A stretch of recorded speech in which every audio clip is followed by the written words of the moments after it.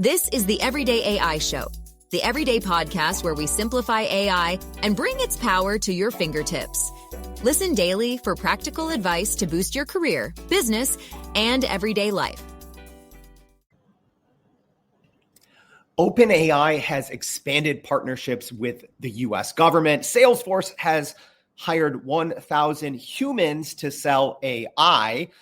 What will new President-elect Donald Trump's impact on AI be? And is Microsoft giving up on Copilot Pro?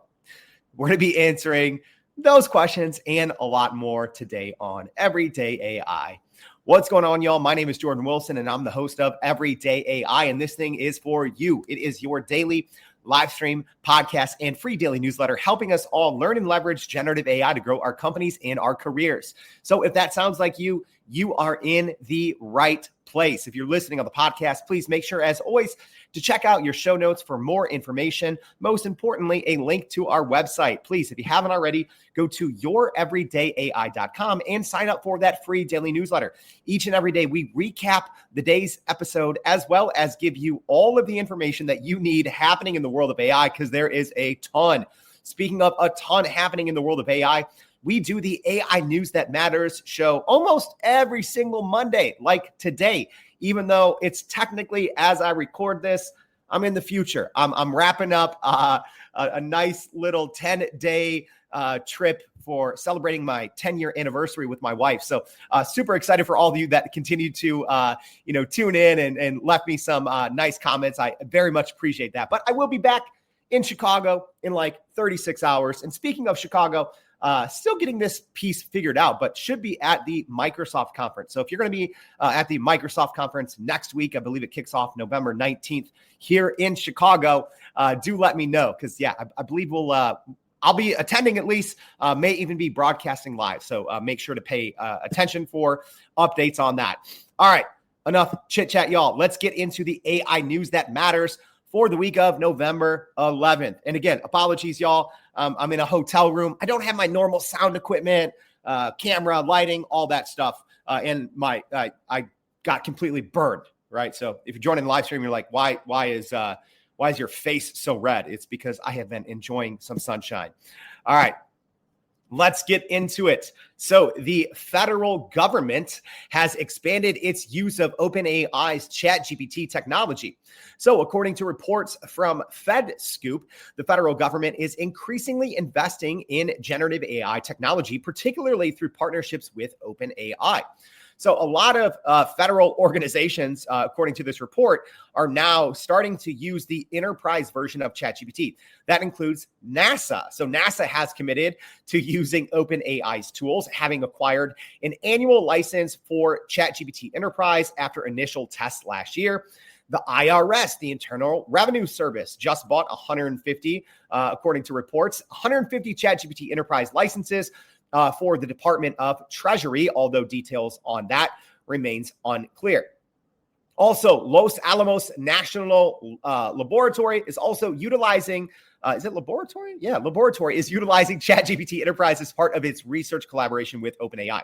So OpenAI's Vice President of Global Affairs revealed that the U.S. Agency for International Development was the first federal customer for ChatGPT Enterprise, as the company aims to make its technology more accessible to federal agencies. So OpenAI is also partnering with the Air Force Research Laboratory. There we go. There's the word. I told y'all I was on vacation. To explore how Gen AI can reduce administrative burdens and enhance efficiency in military operations. So this partnership marks OpenAI's first collaboration within the Defense Department, though it has worked with other components previously. So the spokesperson from OpenAI assured that the collaboration right now between the U.S. Federal government and OpenAI is only involving unclassified systems adhering to usage policies that prohibit harmful applications of their technology. But y'all, let me just say this. For all those companies out there, and maybe this is your company, maybe it's not, but for all companies who are like, oh, our data is too sensitive for ChatGPT Enterprise. Like, no, it's not. right? You probably use a cloud service. You use Microsoft Cloud, Google Cloud, etc. It is the same technology. So yeah, companies hire us, to teach them ChatGPT Enterprise, and the security is just like you would see, like I said, out of cloud storage. So if your company lives on the cloud, which almost all companies do, right? Yeah, you might have some things on-prem, some things off-prem, but for the most part, I mean, even the federal government is using ChatGPT Enterprise. So yeah, like why aren't you? Why isn't your company? Let me know in the comments, actually. I'm always curious. All right, our next piece of AI news that matters, Salesforce, according to reports, is hiring over 1,000 human workers to sell its new AI products. Interesting, right? So Salesforce, according to Bloomberg, is planning to hire more than 1,000 employees to support the launch of its new AI agent product, Agent Force. So Salesforce CEO Mark Benioff highlighted that Agent Force, which became available only 2 weeks ago, is already receiving incredible feedback from users. So Agent Force is designed to automate tasks such as customer support and sales development without the need for human intervention, marking a strategic shift in Salesforce's AI strategy, right? Yeah, isn't that a little wild, right?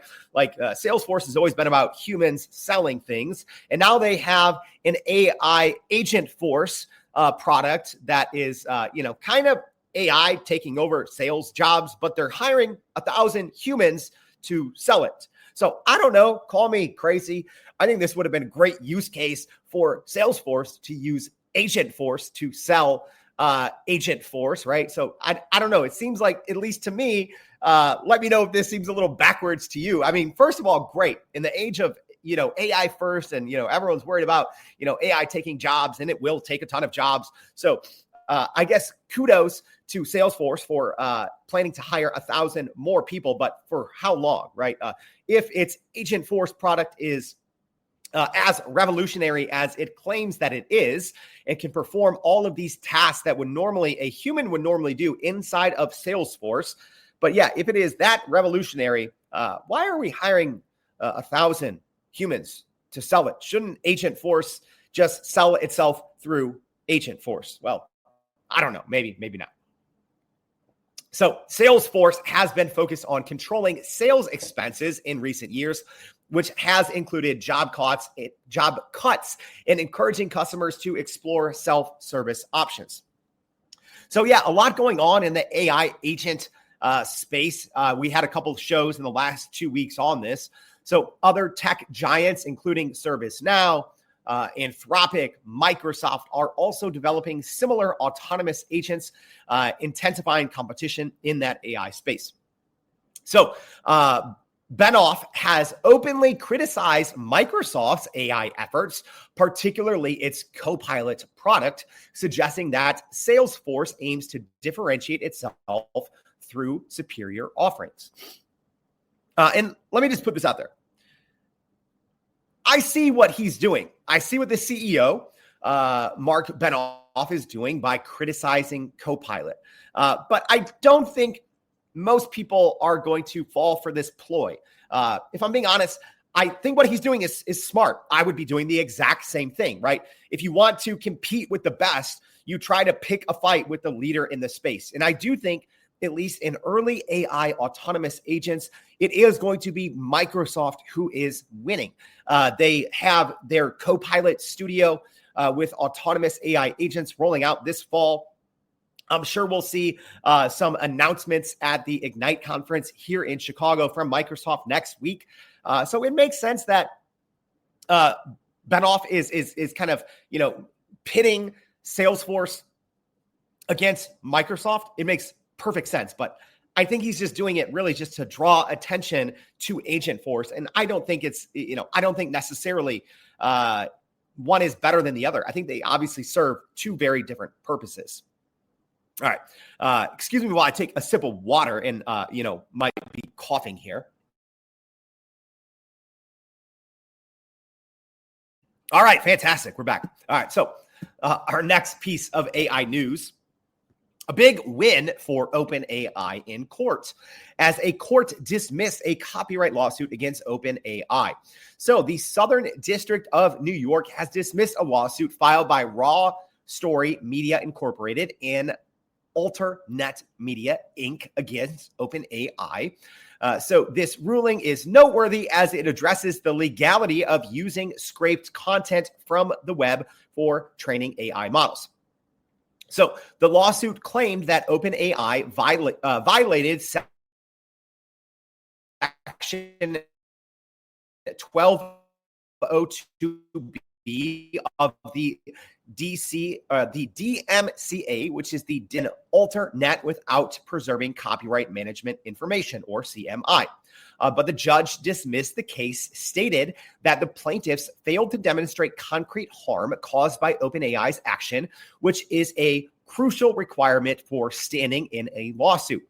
So the judge highlighted that generative AI models like ChatGPT just synthesize information rather than reproduce it verbatim, making claims of direct infringement just speculative. So this dismissal aligns with other cases where courts have struggled to apply traditional copyright laws to generative AI technologies, emphasizing the challenges of proving copyright violations in this evolving landscape. So the ruling suggests that without clear evidence of harm or exact reproduction of copyrighted works, that plaintiffs may face difficulties in pursuing similar claims in the future. As courts navigate these complex issues, content creators may need to consider licensing agreements to protect their work and ensure proper compensation for use in AI training data sets. Yeah, let me just cut this one very straight.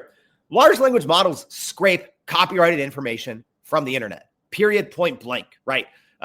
Don't have time to even explain into great detail, but a good majority of the information that gets into large language models is scraped content from the web that is copyrighted. But so far, there hasn't really been a marquee lawsuit going against these big AI companies for copyright infringement. And I personally don't see that happening anytime soon, at least not for a text-based model. When we get into images, I think we might see that just because you're literally seeing it sometimes spit out direct replicas, artists' signatures, things like that. But I don't see it happening right now for text-to-text large language models. All right, our next piece of AI news. Trump's return to the White House could reshape AI policy. So as Donald Trump prepares for his potential return to the presidency after winning the 2024 presidential election, the landscape of AI is really changing and up in the balance on what's going to happen with a new administration in charge. So Trump's first major action on AI is expected to be the repeal of President Biden's executive order on AI, which aimed to address civil rights and national security threats while promoting innovation. Trump's views on AIs have shifted between admiration and concern, particularly regarding competition with China, which he identifies as a major threat for the race for advanced AI development. Also, there's a division within Trump's own circle. So this is according to reports from Time and a lot of other organizations. As an example, Elon Musk may be taking a visible position in President Trump's cabinet. And he's expressing existential concerns about AI, while others, like Trump's VP, J.D. Vance, are advocates for fewer regulations and open models.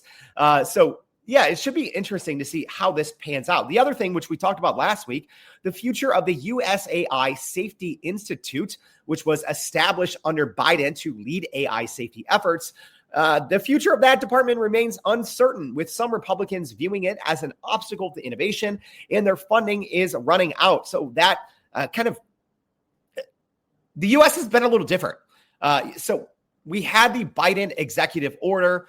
We had the U.S. AI Safety Institute, but we don't technically have any real federal laws, or aside from the U.S. AI Safety Institute, we don't have a federal governing body, right? So it is really a tumultuous time right now for people in the AI and tech industries on what's going to happen now in January with Trump as the president again, and what some of his new policies may entail. So as an example, there's going to be reportedly an increased tariff on imports, which is a central part of Trump's campaign, but that could inadvertently raise costs for AI-related hardware, impacting just about every single big tech company and every single company in Silicon Valley. So a lot of reports are saying, hey, your next laptop or smartphone could cost a lot more.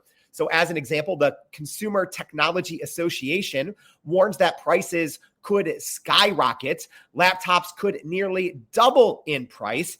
Game consoles could go up 40%, and smartphones could go up by 26%. So these tariffs on imports could really affect those in the AI industry as well. Reportedly anywhere from 10 to 20% tariffs or up to 60% tariffs for goods coming in from China specifically. So that should be very interesting to see how this impacts huge companies such as NVIDIA, Microsoft, Alphabet, especially those who have hardware partnerships coming in from overseas.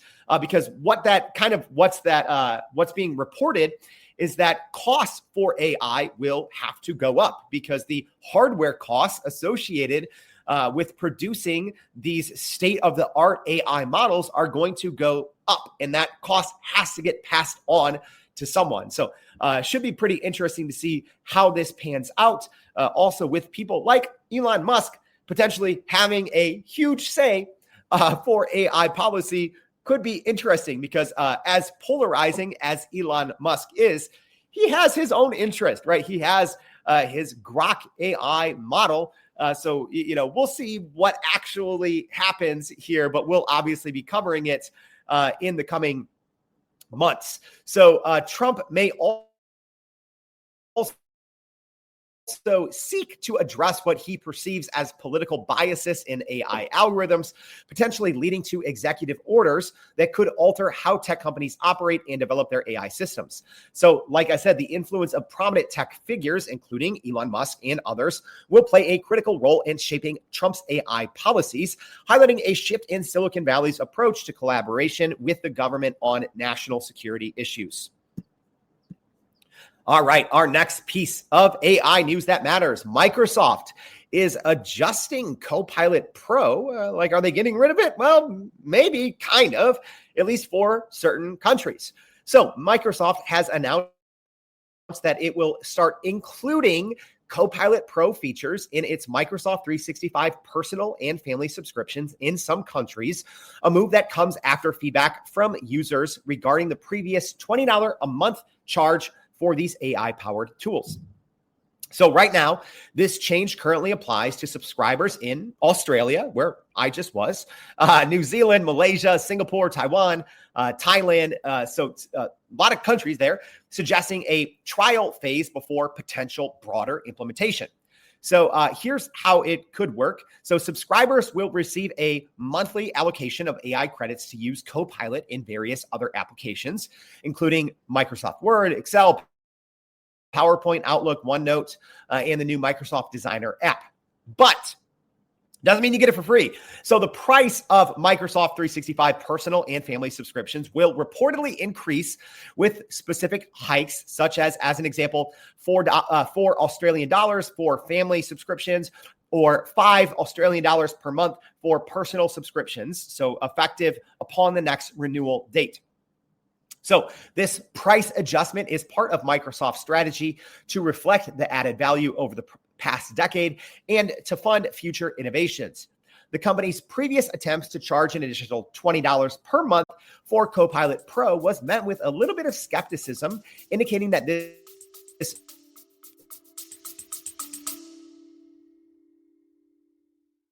Are you still running in circles trying to figure out how to actually grow your business with AI?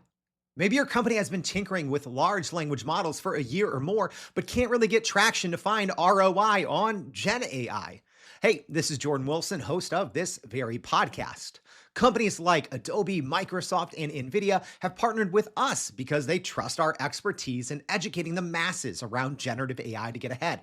And some of the most innovative companies in the country hire us to help with their AI strategy and to train hundreds of their employees on how to use Gen AI. So whether you're looking for ChatGPT training for thousands or just need help building your front-end AI strategy, you can partner with us too, just like some of the biggest companies in the world do. Go to youreverydayai.com/partner to get in contact with our team, or you can just click on the partner section of our website. We'll help you stop running in those AI circles and help get your team ahead and build a straight path to ROI on Gen AI. New approach may be more palatable for consumers.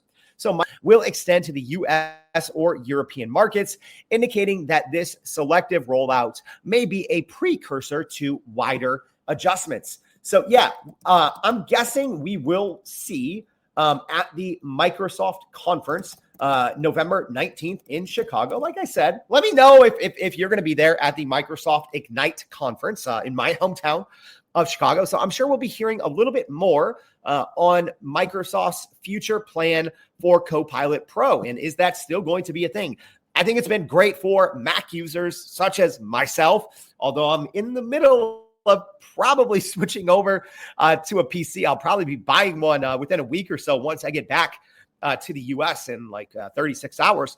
I think it's actually been a pretty good product, right? $20 a month, unlimited, right? Yes, you still have to have your Microsoft subscription to use those Microsoft products on Mac. So I think this really is going to be impacting those that aren't, using Microsoft 365 at your work. But most people, I'd say the overwhelming majority of people are already using Microsoft 365 Pro. And if you are, then you are probably using Microsoft 365 Copilot as well. So this may not be impacting a huge percentage of users. However, for some people like myself, right, I currently pay $20 a month for Copilot Pro, as well as my, Microsoft subscription.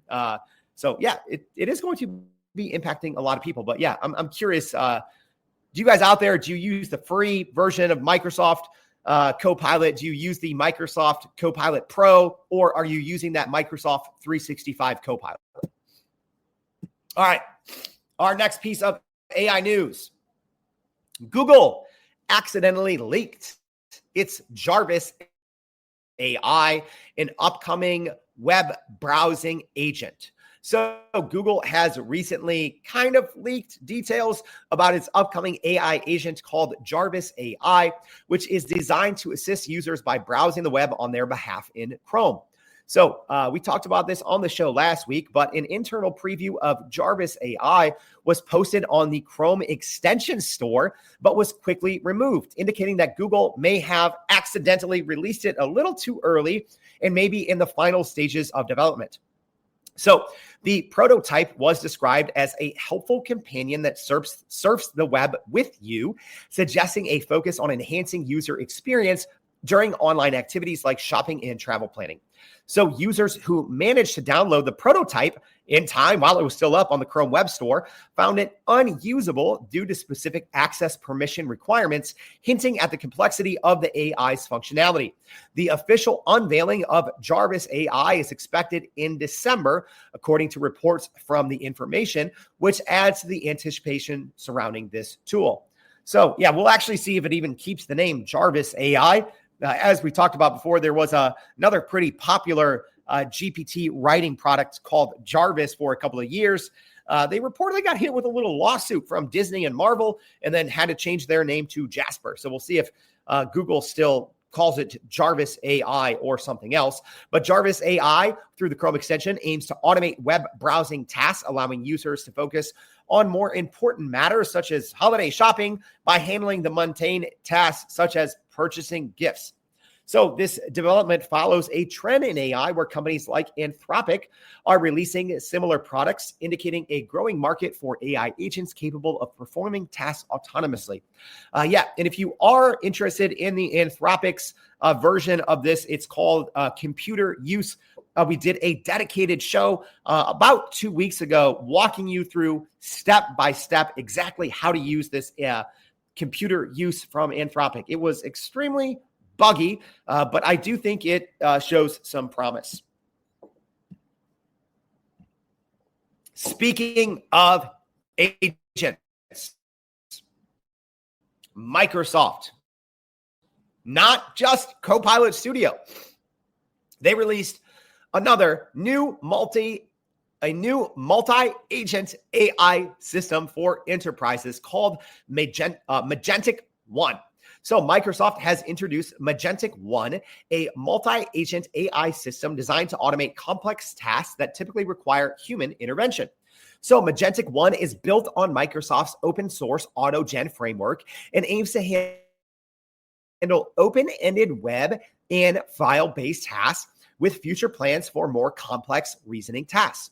So right now, it is an open source multi-agent AI system designed to coordinate multiple AI agents to complete complex tasks. So developers and researchers can access it right now on GitHub under a custom Microsoft license. So this isn't something for the everyday person. You do have to be a little bit more technical. You have to know your way around a GitHub repo, you got to be a little bit of a dork to use this one. But let's talk a little bit more about it. So the system features an orchestrator agent that directs 4 specialized agents. So web surfer, file surfer, coder, and computer terminal to efficiently complete assigned tasks. So each of these 4 sub-agents has distinct functions. So for example, web surfer, like you can guess it, manages tasks in web browsers, while coder specializes in, you guessed it, writing and executing code. So currently, Magentic One uses GPT-4o from OpenAI as its underlying large language model, but can be integrated with other models that possess strong reasoning capabilities. So the company advises users to take precautions when deploying the system, including isolating agents in containers and limiting their internet access to mitigate risks. Yeah, it's like, hey, these things can be powerful. Go put them in a sandbox by themselves. Don't let them play with other kids, or don't let them play with live important data that is connected to other parts of your company. Also, Microsoft said a human supervisor is recommended to oversee the agents, particularly when handling sensitive data.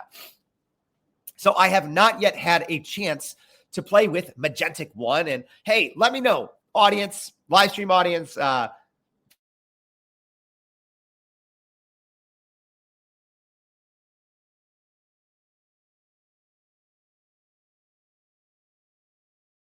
some of these things are pretty technical. So let me know if you do want to see something like this. All right. There we go. Our last AI news story. OpenAI is reportedly facing some challenges with slowing AI improvements. So a recent report from The Information indicates that OpenAI's next flagship model is codenamed Orion, and it may not showcase the same level of advancements as previous iterations, raising concerns about the future of AI development.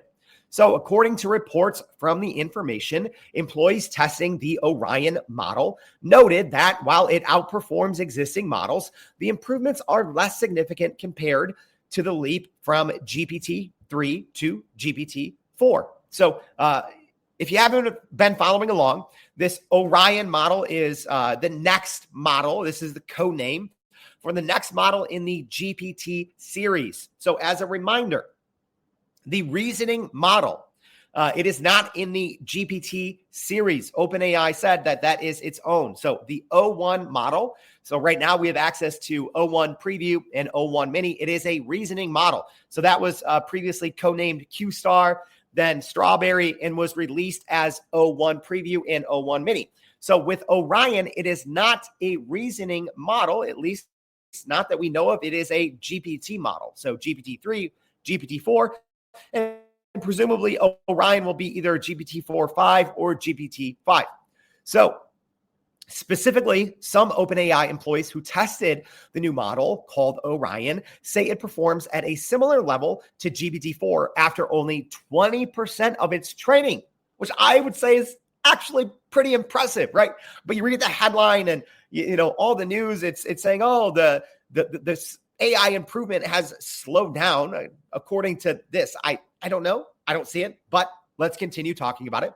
So however, the improvements, they said, employees that tested this were speaking anonymously to the information. They said the improvement isn't as big as the jump was from GPT-3 to GPT-4, which suggests that making models better by simply adding more data might be getting harder now that there's less high quality data available.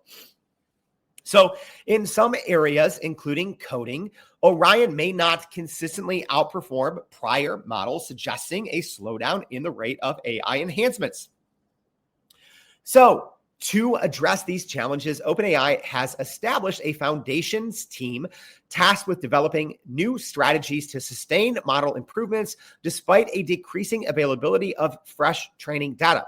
So reportedly, these strategies may involve training Orion using synthetic data generated by AI models such as O1, right? These reasoning models, they said that they are going to use the O1 or the O series of models as to create new synthetic training data for the GPT models. So OpenAI has not confirmed any of this, or they've not confirmed plans to release, a GPT-5 or Orion in 2025, responding to inquiries with a statement indicating no immediate rollout.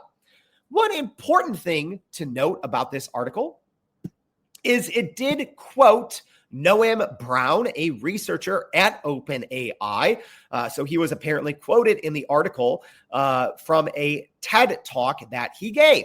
However, on Twitter, someone did ask him about this, and he kind of deflected the overall sentiment of this article, which I found interesting, saying, quote, in the TED AI talk that I gave, which the information, selectively quoted in the article, I make the case that there won't be a slowdown in AI progress anytime soon. So pretty interesting there.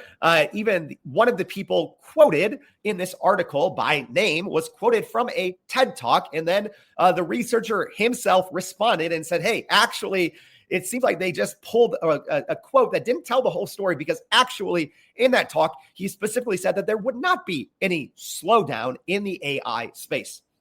My hot take, absolutely not. Absolutely not. I do think that the improvements from a GPT-4 to a GPT-5 will actually be smaller.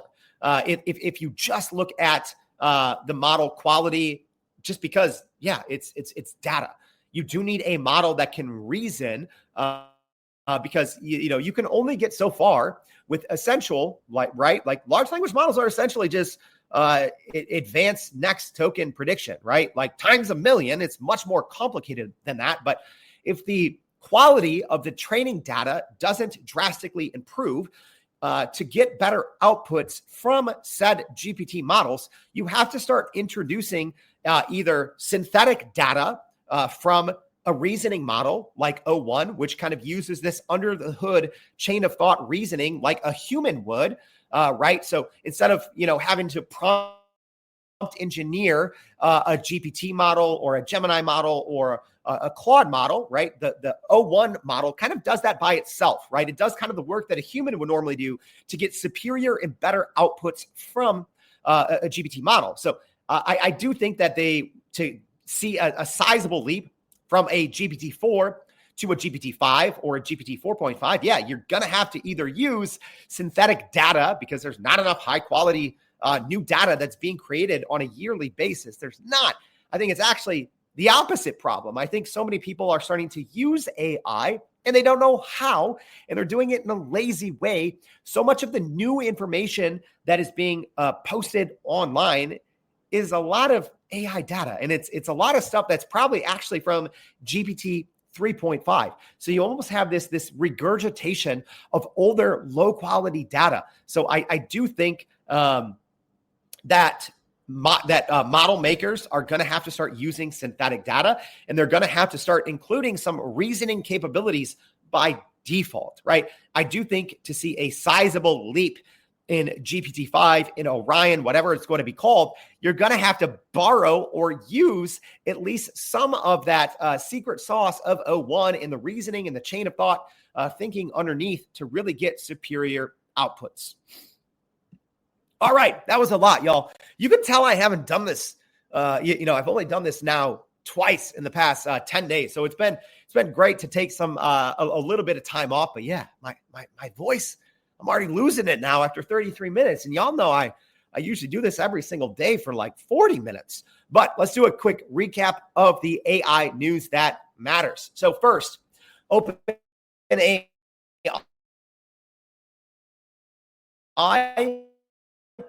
came out that they have a lot of huge partnerships with the U.S. federal government, agencies like NASA and the IRS. Subscribe is going to hire 1,000 human workers for its new AI product, Agent Force.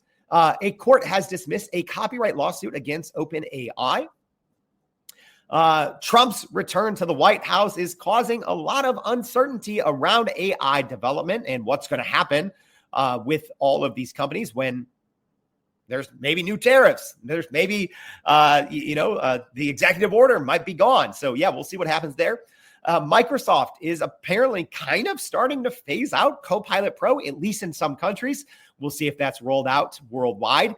Google kind of accidentally leaked Jarvis AI, its upcoming web browsing assistant. Speaking of that, Microsoft launched Magentic One, a new multi-agent AI system for enterprises. And last but not least, according to the information, OpenAI is facing some challenges in its AI improvement rates going from model to model. All right. I hope this was helpful, y'all. A lot of work goes into this every single week, even when I'm on vacation, enjoying an anniversary with my wife. Spend a lot of time. So if this was helpful, please let someone else know about it. Don't be a jerk.